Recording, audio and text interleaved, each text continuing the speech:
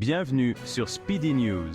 L'Afrique de l'Ouest est confrontée à l'un de ses plus grands défis politiques. Ces dernières années, l'Afrique de l'Ouest a connu des tensions croissantes. Les racines de cette agitation, les coups d'État militaires au Mali, au Burkina Faso et au Niger.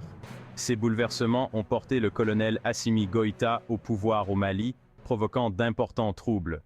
La CEDEAO, la Communauté économique des États de l'Afrique de l'Ouest, a réagi par de lourdes sanctions. Ensuite, il y a les coups d'État Burkina et du Niger. Des sanctions qualifiées d'illégales et d'inhumaines de la CEDEAO s'en sont suivies. Les relations restent glaciales. Les enjeux sont importants.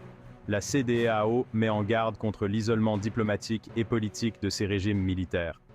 Il y a aussi la menace imminente d'une insécurité accrue due à la persistance de la violence djihadiste dans la région. En mars, le Mali, le Burkina Faso et le Niger ont formé leur propre coalition appelée AES. Cette initiative témoigne de leur mécontentement à l'égard du soutien de la CEDEAO. Avec une population combinée de 72 millions d'habitants, ces nations représentent près d'un cinquième du bloc de la CEDEAO. L'avenir de l'Afrique de l'Ouest est en jeu. La CEDEAO parviendra-t-elle à maintenir la cohésion de la région? Restez à l'écoute pour plus de mises à jour.